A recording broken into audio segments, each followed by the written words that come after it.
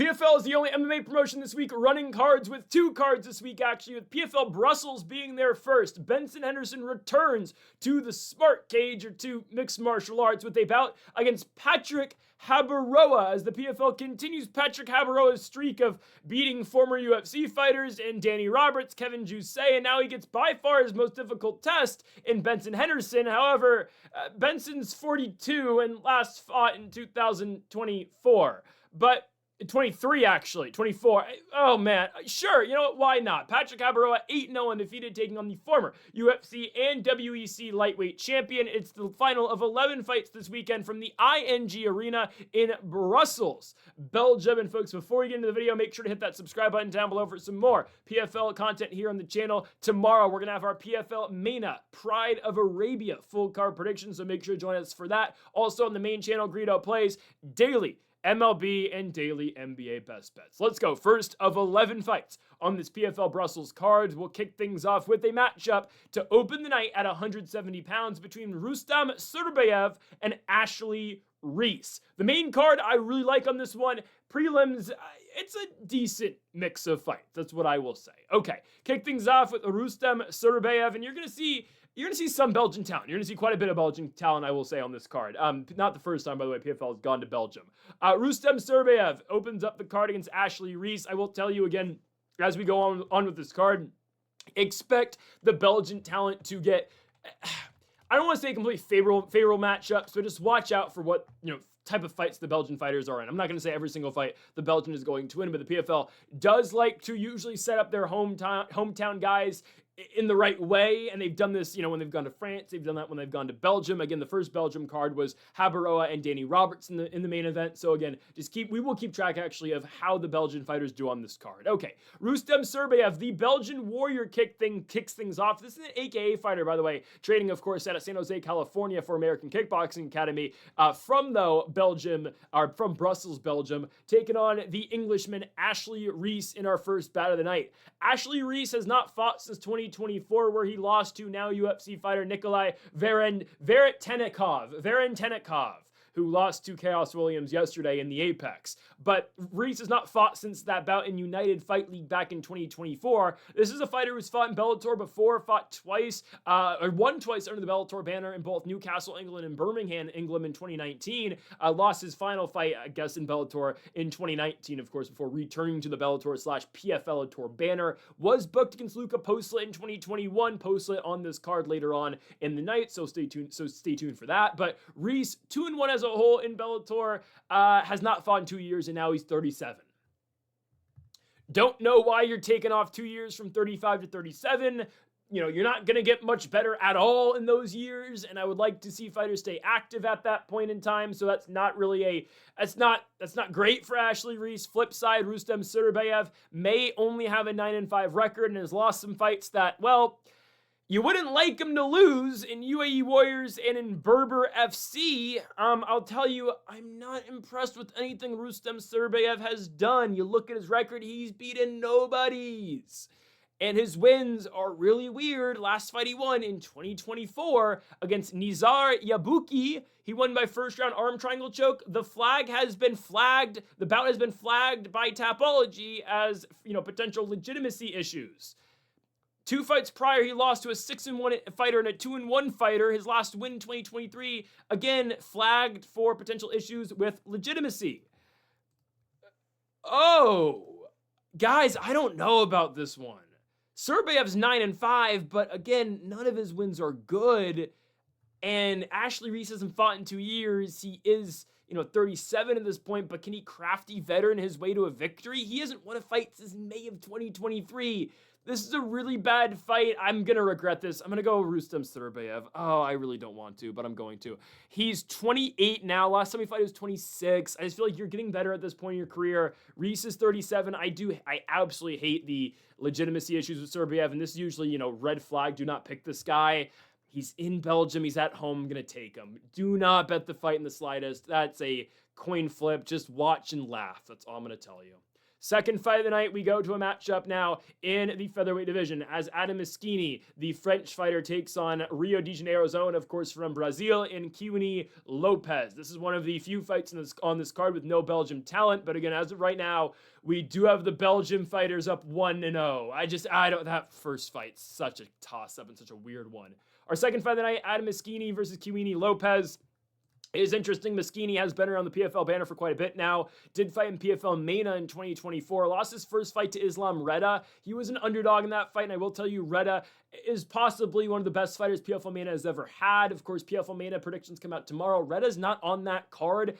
Did win the championship in 2025 by beating Yanis Gamodi, former UFC fighter. So really no shame in Meskini losing to Reda in his first PFL MENA bout back in 2024. Meskini did fight again in 2024, beat Yacine Hasnain in PFL MENA, and then came over to PFL Europe in 2025, where he did win a fight by second round TKO. Overall, Meskini is 10-3 as a professional fighter, was booked against Gaetano Perello in PFL Europe in December of last year. That fight did fall through, and now he's going to take on Inoue Lopes, the Nova Niao fighter, who I believe has multiple PFL fights, if I'm not mistaken. No, sorry, only one PFL fight in the past, as Inoue Lopes is 0-1 in the promotion. He did lose to Amin Ayoub back in September of 2025. This is a fighter in Lopes who has lost 3 out of his last 4 bouts, but challenged for the Cage Warriors Championship in this 4-fight stretch against Harry Hardwick, lost by 4th round TKO, lost another fight right after in Cage Warriors by unanimous decision, went to Jungle Strike Championship in between and won a fight by 26-second Superman punch, and then most recently, lost to Ayoub in PFL Europe. This is an interesting one because, again, Meskini probably... I don't think it's about the level of competition at all that Lopes has fought. Again, he has had one fight in PFL Europe, but it's, Tiziano Ferrarti, who is an Italian fighter who, he was 10-1 at the time, but, it was a fight that Meskini looked pretty good, and Meskini was, I believe, a slight dog in that fight, if I'm not mistaken. No, he definitely was an underdog in that one, and Meskini was able to win. 29 years of age now. Lopes, on the flip side, has fought better competition, but has not been able to win. He's lost 3 of 4. Again, fighting Hardwick for the Cage Warriors Championship and losing to Ayoub in his last fight. It's an interesting one. I think Meskini is going to win. I do think Meskini has a higher potential in the sport. He is, I guess, only a year younger, and I know he did lose once in PFL MENA, and usually I'd say, okay, if you're losing in PFL MENA, if you're not a champion in PFL MENA, I don't really love you outside of that promotion because, again, PFL MENA, let's just say, is a lower level than PFL Europe, and just, everything's kind of combined now, but it was lower level than PFL Europe. And by the way, whatever happened to PFL Pacific? I thought they were going to the Oceanic region. They've got PFL Africa still. Where's PFL Pacific at? I don't know. Anyways, I think Meskini is going to win. You likely see a stand-up fight in this one. And I think Meskini's slightly better. Lopes might hit harder, but I do think Meskini's able to overwhelm him with shots throughout. I think the volume is going to be a little bit too much for Meskini in this fight, and I do think he's going to win. I think it's going to be competitive, and again, like the first fight, probably wouldn't bet it, but I will go Adam Meskini to win our our second fight, by unanimous decision. On to our third fight. Let's go back now to the fighters from Belgium as Hamzat Abaev gets his second chance under the PFL banner, and he's fighting Luka Poclit. Again, Abaev getting another shot in the PFL. This is a fighter from Belgium taking on Poclit, who is an experienced PFL/PFL guy from Moldova, and he is an SBG Ireland fighter as well. Hamzat Abaev, what a disappointing fight he fought in his first PFL bout. Now, it has not aged well, what can I say? Because he loses to Chiquina Noso Pedro, and Noso Pedro beats him by unanimous decision. And just just right away, yikes. Because Abaev, huge favorite. We picked him to win by first round knockout. This is an undefeated Chechnyan now training out of Brussels, Belgium. He was 5-0 at the time, and sure, never fought a really high-level guy, but you're thinking, okay, undefeated guy fighting Chiquina Noso Pedro, you're Chechnyan. You have the Hamzat first name. Your name ends in Abaev or Ayev. You should win. Nope. He loses to Noso Pedro by decision. Chiquino Noso Pedro then recently just lost to Omran Shaban by second round TKO. Now we did expect that one to happen. Shaban is a pretty good, up-and-coming guy, I do believe. But regardless, Abaev loses to Noso Pedro, and now he's back and taking on a guy who is better than Chiquino Noso Pedro. I believe so. I think Luka Poclit's the better fighter. Guys, Luka Poclit has lost twice in his professional career. The first of which came back in 2012. After that, Luka Poclit proceeded to win his next 10 professional mixed martial arts fights. He most recently lost his last bout in 2024 in a co-main event in the PFL regular season in 2024 again to Logan Storley, who continues to win fights in the PFL. His last fight, of course, being in the main event in Sioux Falls, South Dakota, in his own home state. And Logan Storley said it himself, the greatest state in the United States, South Dakota. Maybe I just need to go and figure it out myself and determine that again myself. But Poclit has not fought since June of 2024. It was booked against Neiman Gracie later in the year. Fight never materialized. And Poclit's now back 2 years later to take on Khamzat Abaev. Poclit's victories in Bellator, Dante Shiro back in 2022 with a submission victory, Oliver Enkamp in 2023 by decision, and Roman Falardo, my goodness, back in 2023 as well, which at the time was a phenomenal win. Roman had some hype around him at the time. I know he had lost to Levon Chokli prior to that, but this was still an up-and-coming guy who hit very hard, and well, yeah, Poclit found a way to beat him and kind of just essentially end Roman's run in Bellator. And Poclit, by the way, subbed him with the Darce in the very first round. Was that the final Bellator card? No, it wasn't, of course, because the final Bellator card was Leah McCourt and Sarah Collins. Anyways, Poclit's it's at a higher level than Khamzat Abaev. I was not impressed with anything Abaev did in that fight against Chiquinho Noso Pedro. Could not hold Chiquinho Noso Pedro down. He's a wrestler, could not hold him down. Striking-wise, he got beat. Poclit's the better guy. Poclit's better. Poclit will be able to stuff takedowns, and he's going to outstrike him the entire time. Poclit, by the way, has good submissions. He's got good jiu-jitsu. So, again, Abaev takes him down, what happens? Abaev looks so slow on the feet in that Chiquinho Noso Pedro fight. He comes out fast. He throws hard early. If you're able to weather the storm, you're going to win. I know Poclit's not known for being a striker. I'm so serious. I think he can outstrike Khamzat Abaev. As long as he doesn't get knocked out early, I think he's going to outstrike him. As well, in terms of the grappling, I think Poclit's going to outgrapple this guy too. Again, I really don't think Khamzat Abaev is good at all, okay? And I'll be honest, I fell into the hype a little bit, but I mean, guys, he was fighting Chiquinho Noso Pedro in his first UFC fight. I mean, what was I not supposed to expect him to win? His first name's Khamzat. That's the problem. Your name's Khamzat, your name ends in Ayev. We think you're really good. He's not that great. The 36-year-old Moldovan Luka Poclit wins the fight by decision over Khamzat Abaev in our third fight of the night. Let's move now to the bantamweight division as we've got another fighter here from Belgium and Movsar Ibragimov taking on Youssef Binate. This is now, of course, our third Belgian fighter on the card. Of course, now we have them at 1-1. Let's see if Ibragimov can bring them to 2-1. Now, Ibragimov is a pretty big favorite in this fight, and I will tell you real quick, again, I forgot to get this out the way earlier in the video. I have percentages up on the screen instead of odds because I'm recording this video on Sunday, early Sunday morning, and of course, with no UFC this week and only PFL, I'm getting these videos out early. And there's no odds for the PFL cards yet. The PFL odds don't come out to Wednesday or even Thursday most weeks. So I have percentages, and you might ask, where are these percentages coming from? No, these are not betting markets or prediction markets. Sorry, prediction markets don't really have PFL. They have MVP though. These are Tapology votes. Usually Tapology votes give you a pretty good idea of what the odds are going to be, but sometimes, like, I don't know, Brian Battle versus Johnny Eblin, Brian Battle is getting 65% of the vote, which made no sense. Anyways, let's now go to our next fight again in the bantamweight division as the Irish Youssef Binate. Sorry, Irish. He's from Ivory Coast. I'm so sorry. I don't know. Again, I see that flag and I think Ireland all the time. I literally made that mistake when I was putting together the graphics. I was like, oh, this dude's from Ireland. Was he an SBG guy? No, he's from Ivory Coast. He trains out of France. He's an MMA Factory guy. He's a Fernand Lopez guy. I apologize. The Ivory Coast flag is literally the Irish flag, is it not? Sorry, I'm gonna go in quick. It is the Irish flag, is it not? It's flipped. Oh my goodness. It is flipped. The fighter from the Ivory Coast, in Youssef Binate, takes on Movsar Ibragimov. Should be interesting. Ibragimov's last fight in the PFL, he did lose. He was a -300 favorite against Gustavo Oliveira, and he lost the fight by second round TKO.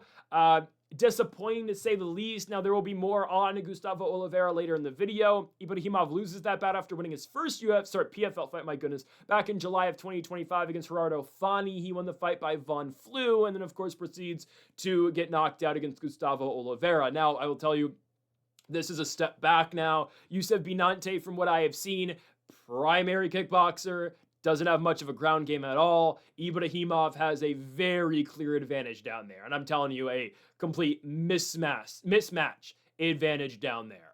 Now, Binate's the bigger fighter. He's been fighting at 145. Now he has to come down to 35 for this bout. And his entire professional mixed martial arts career has taken place in Aries FC. Now finally coming to the PFL. His only loss ever to Lewis Lee Scott in 2025. Lewis Lee Scott, who, by the way, is still undefeated and now signed to the UFC. We'll see. He still hasn't made his UFC debut. Missed weight in his fight, too. He still got signed, whatever. Last loss is to Lewis Lee Scott. Lewis Lee Scott, who again is on a high-level UFC fighter, submitted Binate in the first round with an armbar. Again, all of Binate's victories come with him just straight up striking or knocking out his opponents for the most part and doing damage early in the fight, especially on the feet. Well, it's the only way he does damage. Ibragimov is going to wrestle, and Ibragimov is going to give him hell on the ground. Now, again, if Binate is able to keep it standing, then maybe you get into a little bit of a rough spot for Ibragimov, like his fight against Gustavo Oliveira, where Oliveira, of course, knocked him out. I'm not expecting that to happen, okay? I'm expecting Ibragimov to wrestle. I'm expecting Ibragimov to take his back and likely pick up a rear naked choke victory. Actually, it's actually the guillotine choke is the submission of choice for Ibragimov. We'll see what presents itself for him. Probably, I'm going to think more like arm triangle here. Again, Binate is the much bigger guy, but it doesn't really matter when you're both on the ground. Binate 6 feet tall, Ibragimov 5'8". I don't care. I'm going to go with the Belgian fighter to win. He's at, again, 92% on the Topology vote. I'm taking Ibragimov to get it done by first round submission. Taking now the Belgian fighters to 2-1 on this card. We move on now to a matchup in the light heavyweight division. No Belgian natives here, but instead we get Joe Schilling versus Dongi Abena. Why is 42-year-old Joe Schilling fighting in the PFL? This is just weird. Again, Joe Schilling, he's not a he is a 4-6 fighter. He's a kickboxer. He's a former Glory kickboxer who made a run fighting in mixed martial arts, or his original mixed martial arts run started in 2008. He fought 4 times in the year of 2008, one of which was a loss to Tony Ferguson back in Total Fighting Alliance, again in 2008. But he went 1-3 that year in his first year in mixed martial arts. After that, he goes full-time kickboxing, fought in Glory, I believe was the Glory champion. Again, I don't really keep up with Glory like that, but I believe was the champion over there. Okay, great. Comes back to mixed martial arts in 2014, fights Melvin Manhoef, actually beats Melvin Manhoef by second round TKO. Again, Manhoef was fairly old at the time, if I'm not mistaken. Of course, we're talking, former K1 fighter in Melvin Manhoef. Yeah, I believe Manhoef was like 40-something at the time. Whatever.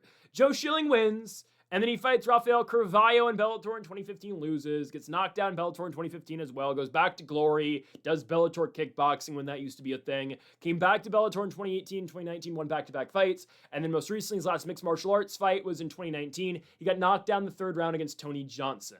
Since then, Joe Schilling has only competed once, at least to my knowledge. Again, I'll be honest, I do not keep up with kickboxing, so I wouldn't know. But if I'm not mistaken, I believe he's only done karate combat since. He is 42 now. 2024, he fought Luke Rockhold in karate combat, and Luke Rockhold knocked him out. I'll just tell you right now, Luke Rockhold is giving every single, grappling or kickboxing or karate thing a chance. He loses in BKFC, loses, submission matches or grappling matches. He loses, misfits to Darren Till, gets knocked out. Tech followed by Colby Covington Wrestling. The one thing he wins, and I'll give credit where credit is due, Rockhold goes to BKFC to fight Perry. He goes to a grappling thing, does a grappler, goes to, RAF, wrestles Colby, that's Colby's thing. He goes to karate combat to fight Joe Schilling at his game, and he knocks Joe Schilling out in the third round. And now Joe Schilling at 42 is coming to the PFL. Okay, cool. He's fighting Dongi Abena, and I'm not going to sit here and, I'm not going to pretend that I knew who this guy was 2 months ago. I'm not. I don't follow K1 like that, but from what I've come to find, this guy is a pretty good Glory kickboxer, former Glory champion, light heavyweight champion, did fight Alex Pereira back in 2019. He did get knocked out against Alex Pereira, but this is a guy who is very credentialed in Glory kickboxing, and now he's going to fight Joe Schilling in a fight that's likely going to be fought on the feet. It's essentially just going to be a kickboxing fight in PFL and in mixed martial arts. Who's going to win? The 28-year-old in his prime or Joe Schilling, who's 42, who in his last active competition got knocked out to Luke Rockhold in karate combat? Who's likely going to win? Yeah, the 28-year-old still in his prime. and just entering his prime legitimately as well. This is an easy one for me. I'm going to go with Dongi Abena to knock out Joe Schilling in the first round. Again, 4-6 is a little misleading, I will tell you, at Schilling, because he is just a kickboxer, but it is true at the same time. I mean, he has a 40% win rate in mixed martial arts. I'll repeat that. He's got a 40% win rate in mixed martial arts. And he's fighting a guy making his pro debut, sure. I'm going to go with Abena to win the fight by first round knockout. Yeah, I like him enough in the spot. To my knowledge, neither guy has any association with Belgium. I know Schilling doesn't. Abena is from Suriname, now training out of the Netherlands. Abena gets it done by first round knockout. Going on to our next fight and our featured prelim, it's a matchup now between Reece Adjoudj, the reigning PFL Europe champion, and Gustavo Oliveira. So we mentioned Gustavo Oliveira earlier, and Reece, again, reigning champion in PFL Europe. Huge knockout victory in his last fight over Dean Garnett, which I guess is aging really well because Dean Garnett just beat Ciaran Clark in PFL Belfast a couple weeks ago. So credit to Reece for winning that bout, and Dean Garnett may be old, but he's still finding ways to win. However, again, you get a matchup now between Reece Adjoudj versus Gustavo Oliveira. Oliveira is 2-0 in the PFL. We just talked about his win earlier against Movsar Ibragimov. First win in PFL is back in 2025 via spinning back elbow. This is really good matchmaking. What can I say? Again, Reece just won the PFL Europe Championship, won back-to-back fights against Julian Lopes and Dean Garnett. Neither fight made it out the first minute. Lopes fight finished in 36 seconds. The Dean Garnett fight finished in 44 seconds. This guy was the Hexagon MMA champion prior. Now, this is not the Hexagon, the Hex Fighting Championship in Australia or in the Oceanic region. I'm talking about Hexagon with an E. Hexagon. I'll stop with the French shit. He won in Hexagon in France. He was the champion over there before heading on over to PFL Europe, where he won 2 fights in 2025 to ultimately win the championship. He hits very hard, Reece does. And again, that was on full display in his first 2 bouts. He was originally supposed to fight Gustavo Oliveira, though, in that tournament last year. Gustavo Oliveira won his first fight in 2025 against Anis Azun. He won the fight again by spinning back elbow. He was supposed to take on Mahio Campanella in his first fight in that second round matchup. That fight fell through because Campanella withdrew. So in came Reece Adjoudj, and Oliveira had to withdraw. So then walked in Reece into a semifinal fight. He wins, and all of a sudden he's fighting Garnett for the championship, and of course a championship that he won. So this is the fight that I guess kind of determines who won the championship last year. Again, it will always be Reece's belt, but Gustavo Oliveira was never beaten. He fought again in 2025, but of course he was already out of the tournament at that point, and he beat Movsar Ibragimov as a big dog. So here we go, another big underdog spot for Gustavo Oliveira. One would figure. Again, we don't have the odds just yet, but in terms of Tapology voters, yes, 82% of voters are taking the reigning PFL Europe champion. 18% of voters are going with Gustavo Oliveira. Should be fun on the feet, right? You got 2 guys who do hit very hard, 2 guys who throw at a high volume to 135 pounds. And again, it is rare to find real big power punchers at 135. Sure, you're going to find exceptions, of course. But these 2 guys, again, serious knockout power at 135, and that has been on full display for the French fighter in the sniper Reece so far in his 2 fights in the PFL. I do believe Gustavo Oliveira is likely the best kickboxer he has seen. This is a guy who, fought in KSW in the past. I did fight karate combat, if that matters. Again, that doesn't have the weight like, being a former glory kickboxer does. Fought Felipe Lima once upon a time outside the UFC, or obviously. Gustavo's never been in the UFC, but in Mr. Cage in 2019, he lost the fight, by the way, to Lima. But still, Oliveira's fought some good guys. He's won 2 fights so far by knockout. Can he get Reece? The answer, I think, is no. I'm going to go Reece. I just think he's too good. I mean, when he touches you, you go down. And that's what we've seen back-to-back fights. I will tell you, a little concerned about him going deep into a fight here. Because last time he went out of a first round, he lost. That was in Cage Wars in 2023. Lost by 3rd round TKO. Right? His last, 7 fights have all been first-round knockouts. Little concerned to see what happens if it escapes the first. But I have nothing to tell me that this fight won't, just be another first-round finish for Reece. He's been so dominant so far in the PFL, and I would expect that to continue tonight. I'm going to go with Reece, the sniper Adjoudj, to win another fight in the PFL. He was the PFL Europe champion last year, and I believe he picks up the victory here. Reece gets it done by first-round knockouts first-round knockout as the finishes start to heat up as this card goes on. Let's move on now to our first on the main card. Another French-born fighter starts us up here with Adjoudj taking on Keisuke Sasu in our first fight here of the main card in PF or in Brussels for the Professional Fighters League. It is a five-fight main card and opens up with this. Adjoudj, the SPG Ireland fighter, who so far is 8-1 under the PFL Tour banner, lost his first fight in Bellator back in 2020, and of course now 10 consecutive victories since. Fought a couple times outside of Bellator with UAE Warriors, but got picked back up. And again, it's been nothing but victories for him under the now PFL banner, winning in 2024 with a guillotine choke again at the end of the year, and then last year beating Ives Landu by unanimous decision. Now, I will tell you, Adjoudj has been booked against some pretty interesting competition recently. Was booked against Hassan Magomedsharipov at one point, the younger brother of Zabit Magomedsharipov, but of course it's just, I guess it goes in the family, right? Because Hassan Magomedsharipov pulls out of a bunch of fights as well, just like his brother used to. Well, his brother just never fought. And weird thing on Zabit, he said that the UFC didn't want him to be champion, so he retired. Pal, I don't think that's how that works. How many Russian fighters the UFC has as champions? Why wouldn't they want you, who were definitely the most entertaining Russian fighter? I don't know. Come back and fight, pal. I remember when you were booked against Yair over the pandemic, and I got really excited for the fight, and it never happened. I don't know. Anyway, Zabit's never going to fight again. But Hassan Magomedsharipov pulls out of the fight against Adjoudj. I will tell you, Hassan Magomedsharipov's fighting in PFL San Diego in June, so we'll wait for that when it comes. But Adjoudj has been booked against some good guys. Magomedsharipov, Frédéric Dupois, who just won most recently in Pittsburgh against Ethan Goss in a layup fight. And now Adjoudj gets Keisuke Sasu. Sasu coming on over from Rizin in his last bout. It was his Rizin debut in his last fight for Sasu, and, well, he lost. He fought Viktor Kolesnik, and he lost the fight by first round at TKO with a body shot. This is a fighter who did fight in Shooto before, won 3 straight fights in Shooto, was the Shooto champion, defended the belt actually 3 times, and got an opportunity on the road to UFC in different years. Again, he's been the Shooto champion since 2020? My goodness. Defended the belt 6 times?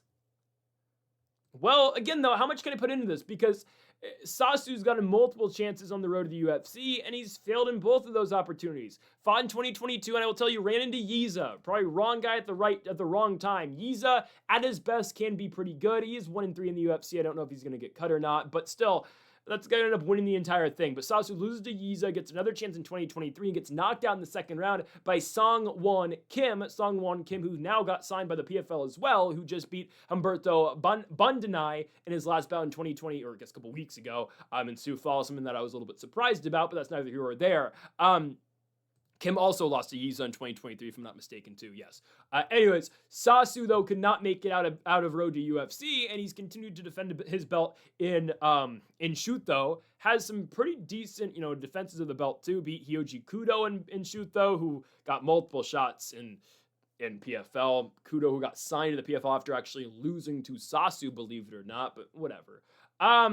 Now Adjoudj is fighting Keisuke Sasu. I will tell you about Sasu from what I have seen. Good grappling, usually gets bitched on the feet. Adjoudj will probably have his way on the feet in this fight. The only question that I have is, can Adjoudj find a way to finish Keisuke Sasu in this one? And that's where I'm a little bit up in the air.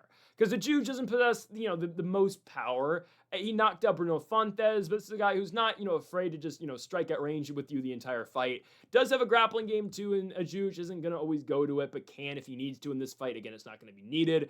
I do think he's just going to outbox Keisuke Sasu the entire way, and I don't think No, I think we're going to get a finish. Sasu's been knocked out too many times, and his chin, he does leave his chin up in the air from what I've seen, and the chin in general is not the best either. I'm going to go Adjoudj to win the fight by second round TKO in our main card opener against Keisuke Sasu. Moving on now to our next fight, and here's another Japanese fighter in a really big spot. This is a good one. Marcelo Alves, the reigning PFL bantamweight champion. He is still massively undersized at 135, do not get me wrong, taking on Naoki Inoue, coming on over from Japan as well. Inoue coming over from Rizin, just lost the Rizin 135 championship fight in his last bout against the Italian gangster in Danny Sabatello, who continues to win over there in Rizin. Surprised that PFL didn't keep him, or didn't hold on to him, but I guess why. And, he wasn't that entertaining in the PFL, but whatever. His gimmick was great, but that's neither here or there. Marceli Alves, Naoki Inoue here. This is a great fight. Inoue, again, just lost the Rizin Championship to Danny Sabatello. He was the reigning champion going into the bout, had won three consecutive fights, or had 3 consecutive defenses of the championship, but ran into, again, the Italian gangster, and Sabatello beat him in a close split decision. Now, Sabatello has defended the belt since, but here comes Inoue now coming to America for the first time since, I believe, he fought in the UFC. No, he did fight in CFFC, one fight after his UFC run. So if you don't remember, Naoki Inoue did fight in the UFC for 2 fights in 2017, one in 2017, one in 2018, did fight at 125 pounds, won his first fight against Carlos John de Tomas, and his second fight was against Matt Schnell. He lost by split decision. Now he got cut after because that was the time period in 2018 where the UFC was essentially just going to get rid of the 125-pound division until Henry Cejudo saved it when he beat TJ Dillashaw in early 2019. So again, that's why Inoue got cut. I mean, that's the same thing, like Brandon Moreno got cut in 2019 as well. A lot of their really good flyweights got cut, and Inoue does lose a fight in CFFC right after on a card that was actually main evented by Sean Brady, if I'm not mistaken. It was, yeah. But Inoue goes to Rizin, wins a bunch of fights, did fight Juan Archuleta in Rizin, lost, but recently just picked up the Rizin Championship at 135 in 2024, defended it a couple times, and then just ran into Danny Sabatello and lost. Here's Marceli Alves, who's the PFL champion. His run to win the championship, last second replacement to fight Leandro Higo, he wins. Jake Hadley, he wins. Justin Wetzel, he wins. With all due respect, that might be the easiest path to a PFL championship ever. Higo, yeah, but Higo's like 35 now, 37 now. Hadley, how good has Hadley ever been?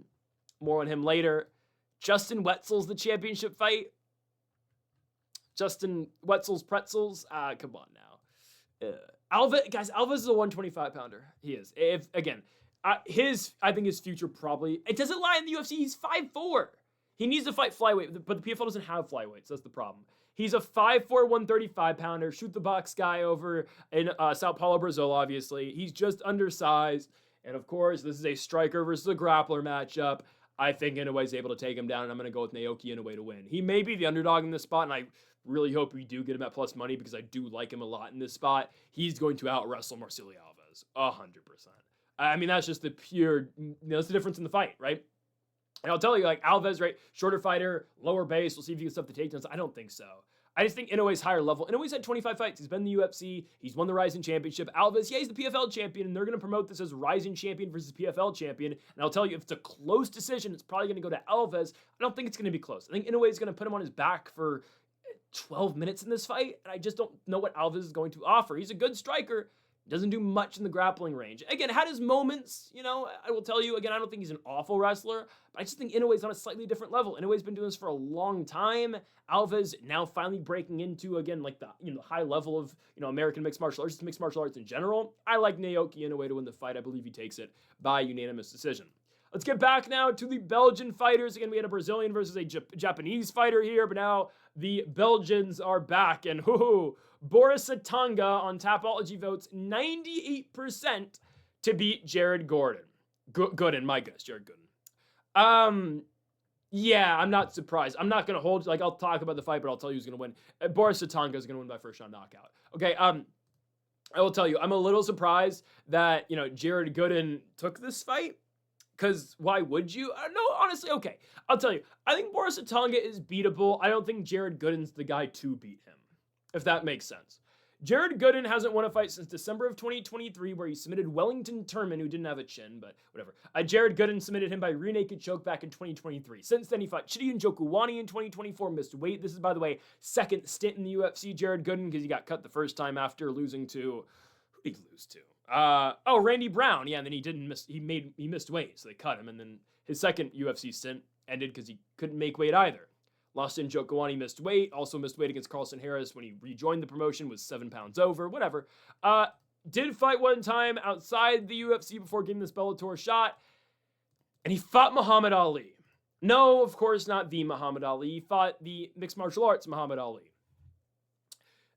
Muhammad Ali, who fought on the Contender Series and got knocked down in 20 seconds against Iwo Barnweski. And I get it, Iwo Barnweski is a fun fighter. Of course, gave us maybe one of the greatest commentary moments of all time and one of the smartest commentary moments of all time from Daniel Cormier when Iwo Barnweski and Ibo Aslan were fighting. where DC dropped the greatest line of all time. They're just fighting. I like DC. Again, I'm just giving him a hard time. I really like Daniel Cormier, trust me. But yeah, Iwo knocked out Muhammad Ali in the first round. So again, can you really fault Ali? Because Barniewski's been good in the UFC so far, 100%. Like, he'll get beaten by an actual legit guy. He's fighting Billy Alekina next. Alekina's not going to be the guy to beat him, but whatever. Ali got flatlined in 20 seconds. And Ali has not fought a good fighter ever in his career, and that's something that we said going into the Barniewski fight. I said, okay, I'm looking at this guy, and I did take him, I'll be honest with you. I didn't know how good truly good Barniewski was at the time, but Ali had never fought in a fighter, with a plus 500 record other than Jared Gooden. And, recently Ali just fought a guy who's like 7-9-1 and beat him. Like, again, it was really weird that Gooden took that fight and he lost in Shogun fights, and now here he is against Boris Atanga. And if you don't know what Boris Atanga is, oh my goodness, this guy's legit. Trust me, Boris Atanga is legit. He hits hard. Now, again, is there going to be a guy eventually that's going to beat him? A higher level guy, yes. But for what Boris Atanga is right now, a guy who you bring out who's the crowd knows, right? From Belgium, fighting in Belgium, he hits really hard. He gets finishes, gets the crowd excited. That's exactly what you need him to do. He goes out here and just finishes guys in the first round. Gooden's going to get slept in the first. I think Gooden can get out of the first 10 minutes. I think Atanga might be in trouble because Atanga has made it out of the second round once in his career. But his PFL run so far has been nothing but dominance. Now, they've given him really easy guys. First fight, 3-3 Bruno Santos. Joni Gregory in his next fight. Guilherme Soras in his last fight. They've been really easy bouts. This is definitely, much more difficult opponent. But it's still a fight we expect Atanga to win, and we expect Atanga to land that bomb early and likely put him away. Atanga's an interesting prospect. Again, I don't know how good he would be against a legit, top 10 guy in the PFL. I think, but Atanga is ranked, right? I mean, sorry, PFL rankings I don't always, have off the top of my head, but I believe Atanga actually is ranked at 205 because, in all fairness, the PFL doesn't have many ranked fighters on their, well, they only, how many fighters in general. No, Atanga's not ranked, but like if he fought Rob Wilkinson, he'd probably lose. I would think, right? Probably. If he fought Simeon Powell, he'd probably lose, right? I don't know, but they're doing the right thing. They're giving him easier fights, and here we are. So I'm going to take Boris Atanga to knock out Jared Gooden in the very first round. Co-main event time. We mentioned him a little bit earlier, but here he is again. Jake Hadley, the British Jake. Oh, by the way, Belgians 3-1 on the card. The English Jake Hadley, White Kong takes on Taylor Lapilus now in Hadley's third fight in the Professional Fighters League. I will tell you, I fully expected Jake Hadley to win the PFL 135-pound championship last year, where eventually he ran into Marcelo Alves and lost. Again, we told you that was one of the weakest PFL, rosters they ever put together for a season, right? I mean, it had me thinking Leandro Higo was winning it eventually. I mean, Josh Rettenhouse was booked for that season to start it out, right? It was a really weak season that they put together, a tournament they put together, 135 pounds, and we thought Hadley could have won it. He loses to Alves, and now they're giving him Taylor Lapilus. Why? Lapilus just fought in February, knocked out Kasim Kasimov, and to the surprise of actually everybody, he got a finish. Lapilus never finishes anybody. Knockout win in the third round with a left hook over Kasim Kasimov, which is actually a really big win considering Kasim Kasimov has a win over, I'm blanking, Josh Hill. That's the claim to fame from Kasim Kasimov. But Lapilus beats Kasimov by third on TKO, and Lapilus is now undefeated, or 3-0 in the PFL. Came in, beat Ali Taleb, then beat Liam Gittins, and then just got Kasimov as well. I mean, if Lapilus starts putting some power into his shots, I mean, maybe, it'll be even more dangerous. I mean, again, Lapilus is a traditional point fighter. He's really good on the feet, but again, not going to really put you away, not going to knock you out, but will do enough to win rounds. And his wrestling, again, is good enough too when he needs it as well. Just an all-around good fighter, former Aries FC champion, right? Has had 2 separate stints in the UFC where he went a combined 6-2, but got cut by the promotion because, well, he only has 1 finish ever in his UFC career. That came back in 2015 in Germany on a Jessica Penne, Joanna Jędrzejczyk undercard. And yeah, the UFC cut him after that second stint where, well, he did go 3-1, but they just had enough after his win over Vince Morales. So they let him go to the PFL, and well, Lapilus has continued to do Taylor Lapilus things, win fights, win points, win on points, and recently, again, the big knockout victory was a difference. Is a big difference in what we've seen in the past, out of Taylor Lapilus. Now, here we go. He's fighting Jake Hadley. White Kong, Jake Hadley with the 12-5 record, did make his PFL debut in 2025 against Mateus Matos, won the fight by Scottish Twister, Stevie Ray style, but then just lost to Marcelo Alves. Now he gets Taylor Lapilus, and I'm asking how the hell, if he can't beat Marcelo Alves, if he can't beat Cameron Smotherman in the UFC, how the hell is he going to beat Taylor Lapilus? I don't know. What does Jake Hadley legitimately do better than Taylor Lapilus? Pure jiu-jitsu, maybe? Even then, I don't know. I'm struggling to find spots where Jake Hadley's better than Lapilus. Lapilus might be a little bit older, he's 34, but I mean, Lapilus at 34 is still going to do what he did at 32, 31, 30, right? Like, again, if he gets to like 36, 37, then I'm a little bit concerned. But again, Lapilus has never really relied on his power, relied on his athleticism to win fights. He just relied on his pure, ability and skill, which again, that's not going to really leave you as your career goes on. And Lapilus is a guy, again, training at MMA Factory with Fernand Lopes, a guy who I do think is going to continue to fight his career, or just as his career goes on, I do think he's going to continue to do the same thing and still be as effective. So I just don't know what Hadley does better than him, and I don't know how Hadley honestly wins. I mean, Hadley's not going to land a bomb and knock you out. It's not really what he does. Last time Hadley knocked anybody out was, I guess, to knock out Malcolm X Gordon, but I mean, come on now. And submission-wise, he's not going to take down Lapilus and sub him. It's such an upwards climb here, uphill climb for Jake Hadley, and I just don't see a pathway here. I'm going to go with the Frenchman, Taylor Lapilus. The PFL really booked a bunch of French fighters on this card, but I'm going to go Lapilus to get it done by decision. I think it's a 30-27. It's a pure point fighting victory, and maybe, again, Lapilus put the power into his last fight, looked really good with the knockout victory, over Kasim Kasimov just 3 months ago. Maybe he does it again against Hadley, and if he does, okay, now we're talking, okay, how high does Lapilus get in the PFL? But he is just a traditional point fighter who wins decisions, and he's a tough guy to beat. I will tell you, look at the top guys the PFL has at 135. Is Lapilus their best bantamweight? He's ranked 5th. Mitch McKee just picked up a huge win over Sergio Pettis. Ralphine Stotts is involved, who just lost to Hanat Kovalov. I mean, is Kovalov your best 135er? Maybe, but you can make the case legitimately Taylor Lapilus is the best bantamweight they have. I assume they're going to do Kovalov and McKee for the belt coming up for the vacant title, but who knows? I'm going to go with Taylor Lapilus, though, to win this one by unanimous decision. Real quickly, there's no way Sergio Pettis is still ranked number 1, right? I don't think he is. Why? They didn't update their rankings that Pettis isn't number 1 anymore? What are they doing? Whatever, I don't know. Anyways, give me Taylor Lapilus to win the fight by decision. On to our main event, Patrick Habirora is fighting Benson Smooth Henderson. Why? Why? I'm sorry. See, I thought I watched Benson Henderson's last fight. It was in San Jose, California. I was in attendance. I'll be honest, it's the only mixed martial arts event I've ever been to live, primarily because, well, if I want to go to the UFC, I have to pay for airfare, hotel, and pay $400 for the nosebleeds. And I was going to go to MVP last week. I didn't.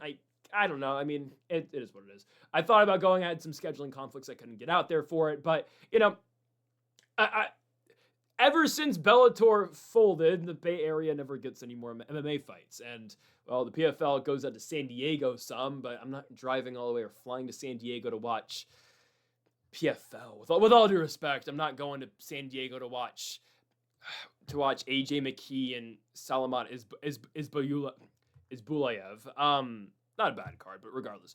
Anyways, Bob Lee's fighting Rob Wilkinson. Wait, what? Really? Okay.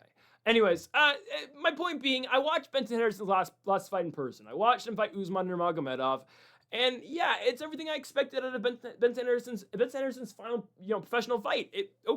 He got question mark kicked in the face, he got dropped, and Usman choked him out. Okay, it's a great way to go. You're in the Grand Prix, you lose for the belt. Sure, great career, thank you. Why is he back? So Benson Henderson has done stuff, though. He did ADXC grappling against Neiman Gracie, lost. Karate Combat against Pettis, lost. Did Misfits beat Chris Avila, who just lost to Brandon Jenkins yesterday in MVP, won. Lost it to Idris Virgo in Misfits. I'm sorry, who is this? Am I supposed to know who this is? No, he's a boxer. Okay, I'm not supposed to know who that is. Then went out and did grappling, of course, against Armand, lost, got tech falled in RAF by Aljamain Sterling. Okay, expected. Why is he back in mixed martial arts? And of all people, why are you fighting Patrick Habirora? The PFL is destined, they're trying their hardest to make Habirora a star, and sure, maybe he will be, right? Habirora currently, I believe, ranked 10th in the rankings for them at 170 pounds. I believe he's ranked 10th. He's ranked 8th now. Okay, he's ranked 8th. Above Chris Mixon in the 9 spot. Interesting. Omar Al-Dafri, one above him at 7. Interesting. Of course, the 170 championship is going to be on the line as Ramazan Kurmagomedov has retired / been stripped. He just retired as Shamil Musayev's fighting Thad Jean coming up. You know, maybe the PFL shouldn't have released Jason Jackson. I don't know. I know Thad Jean beat Jackson, but whatever. Habirora, they're making him in somewhat of a star. You know, he's the big Belgian, star. He's the Belgian Bombers, the nickname, and he's fighting these former UFC guys. Danny Roberts in his first PFL fight, then Kevin Jousset in his second, and now, here's Benson Henderson. He's expected to beat Benson Henderson. What can I say? I hate the fight's happening. I know Benson Henderson, he should be getting some good money to do this. Was he not supposed to be in the GFL? I feel like he was supposed to be, but at 42, what is Benson Henderson going to really do against Patrick Habirora? Yeah, Benson Henderson's an all-time great, sure, but man, at this point in your career, what are you doing? He's going to get knocked down in the first round. I don't care. He's going to get knocked down in the first. Henderson fighting up at 170 again. Last time he fought at 170, is it the Jason Jackson fight, right? Has to be. Yeah, he fought at 170 to fight Jason Jackson. How many other fights does he ever have at 170? Is it just that? I feel like it is, because he was a lightweight his entire career, had the Michael Chandler fights and whatnot, got knocked out against Michael Chandler, lost both the Chandler fights. Oh, did he fight? No, the Masvidal fight. Oh, Masvidal fight was at 70. Okay, at the end of his UFC run, I forgot he was fighting 70s. No, I forgot he fought Brandon Thatch and beat him at 170 as well. The Koreshkov fight was at 72. I am forgetting about that. But ever since he lost to Koreshkov when he came into Bellator to fight 70, he's been at 55 the entire time with the exception of the Jason Jackson fight where Jason Jackson just out-wrestled him the entire time. But you're now coming back to 70, which I understand. You probably can't make 55 at 42. That's great, sure. But you're fighting Habirora, and I understand when the PFL is doing it. They want Habirora to win against another big name. 100%. Why is Benson Henderson doing this? Do you really need money that bad? Habirora is knocking him out in the first, and I hate it. I absolutely hate it. Good for Habirora winning a fight. You do what you're supposed to do. This is the guy they're putting out against you. You're supposed to win. Go ahead and do it. I just hate that Benson Henderson's coming back just to get knocked out. That's what I don't like. But it's, you know it, I know it, the American people know it. It's happening. So, yeah, I'm going to go with Patrick Habirora to win by first round knockout. He knocked out Kevin Jousset in the first round. He head kicked Danny Roberts in the face in the first round. And yeah, he's likely going to knock out Benson Henderson in the first round as well. To close the night, give me another Belgian fighter that sends them to 4-1 or 3-1 in the card. I lost track. Well, Tonga, Serbiev, I don't even know if he's going to win, Ibragimov, and Habirora. So 4-1 in the card. There's 5 Belgian fighters on the card. I do believe, of course, the most expected victory is out of Patrick Habirora, and he will finish Benson Henderson in the very first round. Folks, that'll do it for our PFL Brussels full card predictions, again from Brussels, Belgium. If you have not yet, though, make sure to hit that subscribe button down below for more. Make sure to leave a like if you enjoyed the video. Make sure to comment if you disagree with any of the picks. We'll be back tomorrow for our PFL MENA full card predictions as well, so make sure to join us for that. Folks, thank y'all for watching, and Mamba forever.